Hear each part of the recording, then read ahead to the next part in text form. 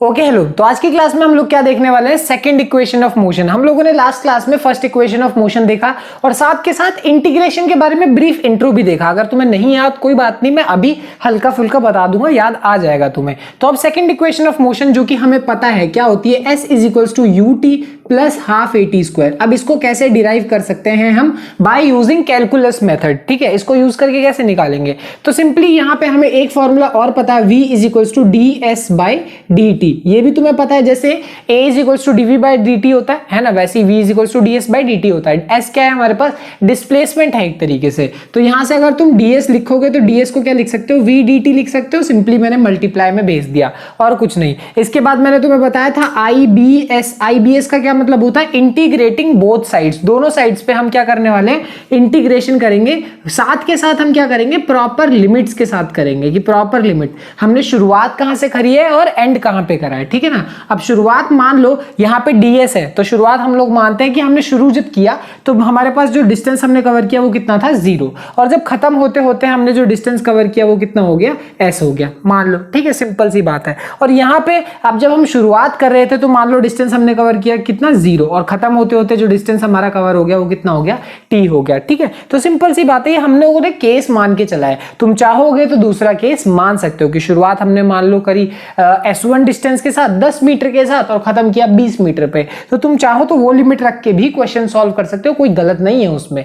अब यहाँ पे जैसा कि मैंने तुम्हें बताया था, ds का इंटीग्रेशन, अगर मान लो तुम dx का इंटीग्रेशन निकाल रहे हो तो आंसर कितना होता है, x होता है। वैसे ही ds का इंटीग्रेशन निकालोगे तो आंसर कितना होगा, s होगा। सिमिलर तरीके से dt का निकालोगे तो आंसर कितना होगा, t होगा। ठीक है, बट यहाँ पे थोड़ा सा कैच है कि अभी यहाँ पे हम सॉल्व कर देंगे ना तो हमें हमारा गड़बड़ हो जाएगा, काफी गड़बड़ घोटाला हो जाएगा। क्यों, देखो, हालांकि क्योंकि हमारे पास जो v है उसकी वैल्यू अपने आप में कुछ है। कैसे है, ध्यान से देखो।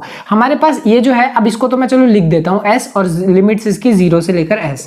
बट v के बारे में हमने लास्ट में, मतलब फर्स्ट इक्वेशन में हमने एक चीज सीखी थी कि v इज इक्वल टू क्या होता है, u प्लस ए टी होता है। ये फर्स्ट इक्वेशन है। तो इस v की वैल्यू पहले हम यहां पे पुट करेंगे, v is equal to u plus a t, यहां पे हम पुट करेंगे। ठीक है, अब इसलिए पुट किया क्योंकि जो v है वो कोई कांस्टेंट नहीं है। तुम बोलोगे लास्ट क्लास में भी तो हमारे पास a dt था, तो a dt में हमने a की जगह कुछ पुट क्यों नहीं किया, वो इसलिए किया क्योंकि यहाँ पे a की जो वैल्यू है वो क्या है, कांस्टेंट है। a बदल नहीं रहा है, बट वेलोसिटी की वैल्यू इस पूरे जर्नी में बदल रही होती है, और जो चीज बदल रही होती है हम उसको बाहर नहीं ले सकते, चेंज नहीं कर सकते। इसीलिए हमें v की वैल्यू पुट करनी पड़ेगी, v is equal to u plus a t. समझे बात। और साथ में हमारे पास क्या लगा हुआ है, dt, और इंटीग्रेशन अब करेंगे हम कहां से कहां तक, u से लेकर t तक। ठीक है, अब यहाँ इंटीग्रेशन करना सिंपल सी बात है, कोई बहुत मुश्किल नहीं है। देखो यहाँ पे तो मैंने तुम्हें बताया, ऊपर वाली लिमिट और नीचे वाली लिमिट को लिखो, ऊपर लिमिट नीचे लिमिट को लिखो और क्या कर दो, दोनों को माइनस कर दो। ठीक है, ये चीज आ जाएगी। यहाँ पे तो तुम्हें थोड़ा सा और मल्टीप्लाई भी करना पड़ेगा। कहने का मतलब 0 से लेकर t तक इंटीग्रेशन करोगे, इसको और इसको करके u dt प्लस, प्लस हमारे पास क्या हो गया, यहाँ पे at और dt को मल्टीप्लाई करोगे तो कितना हो जाएगा, यहाँ पे at dt। ठीक है, और कहां से कहां तक, 0 से लेकर t तक इंटीग्रेशन करोगे तो। ठीक है, तो मैंने कुछ किया नहीं है, प्लस जो है वही इसी को इससे मल्टीप्लाई कर दिया, इसको इससे मल्टीप्लाई कर दिया, बस। ठीक है, यहाँ s माइनस 0 तो s ही आ जाएगा हमारे पास, और dt का इंटीग्रेशन क्या होता है, t होता है, और u क्या है, कांस्टेंट है। अब हाँ, अब तुम बोलोगे v कांस्टेंट नहीं है तो u भी नहीं होना चाहिए ना। इस पूरी जर्नी में हमारे पास इनिशियल वेलोसिटी जो होती है वो कांस्टेंट होती है, और एक्सेलरेशन जो होता है वो ही कांस्टेंट होता है। टाइम बदलता है, डिस्प्लेसमेंट बदलता है, फाइनल वेलोसिटी बदलती है। इसीलिए हम इसकी जगह पे मतलब इसको आराम से कांस्टेंट मान के कर सकते हैं। ठीक है, अब ये जो t है इसकी लिमिट रखनी होगी हमें, कहां से कहां तक, 0 से लेकर t तक। सिमिलर तरीके से यहाँ पे a तो बाहर आ जाएगा, अंदर बचेगा t। अब जो t है उसका इंटीग्रेशन कितना होता है, लाइक एग्जांपल के तौर पे अगर मैं तुम्हें x dx का इंटीग्रेशन मतलब यहाँ पे बोलूं तो आंसर कितना आ जाएगा, एक्स स्क्वायर अपॉन में 2। कैसे आया, ये पावर थी तो 1 प्लस 1 कर दोगे और वही पावर को नीचे भी, तो कितना आ गया आंसर हमारे पास, एक्स स्क्वायर बाय 2 आ गया। सिमिलर तरीके से t dt है तो इसके लिए क्या लिख दोगे, t स्क्वायर बाय 2 कर दोगे। सिंपल सी चीज है कि नहीं। और इसमें भी क्या पुट करना पड़ेगा, हमें लिमिट्स डालनी पड़ेगी 0 से लेकर t तक। ठीक है, अब इसको सॉल्व करना बहुत आसान, बहुत ही ज्यादा आसान। u एक बार बड़ी लिमिट एक बार छोटी लिमिट और माइनस कर दो, तो t माइनस 0 प्लस ए अपॉन में एक काम करो, जो 2 है वो बाहर ले लो, क्योंकि 2 का अंदर कोई काम नहीं है, ये जो 2 है उसका अंदर कोई काम नहीं है, सिर्फ t का काम है, t वेरिएबल है ना, उसका काम है।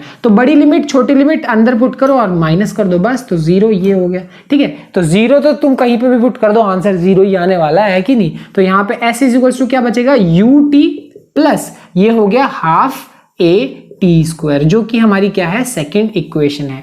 तो मैंने साथ के साथ तुम्हें हल्का फुल्का इंटीग्रेशन भी याद दिलाने की कोशिश करी, और ये है सेकंड इक्वेशन कैसे डिराइव करते हैं। सिंपल मेथड है, कोई बहुत मुश्किल चीज नहीं है, एक बार प्रैक्टिस करोगे ना, सिर्फ एक बार, तुम्हारा काम बन जाता है। ध्यान रखना कंसेप्ट के बेसिस पे कि हमारे पास यहाँ पे जो इनिशियल वेलोसिटी होती है, अब तुम खुद सोचो ना, तुमने जर्नी जब शुरू करी है, तो शुरू करी है अब 10 मीटर पर सेकेंड या 20 मीटर पर सेकेंड, कितने भी से भी तुमने शुरू करी, वो एक बार शुरू हो गई तो वो चेंज होगी क्या, नहीं होने वाली। तो इनिशियल वेलोसिटी हमेशा क्या रहती है, कांस्टेंट रहती है। और जब हम इक्वेशंस ऑफ मोशन की बात करते हैं, वो आधारित ही इस बात पे है कि इस केस में जो एक्सेलरेशन की वैल्यू है वो कांस्टेंट है।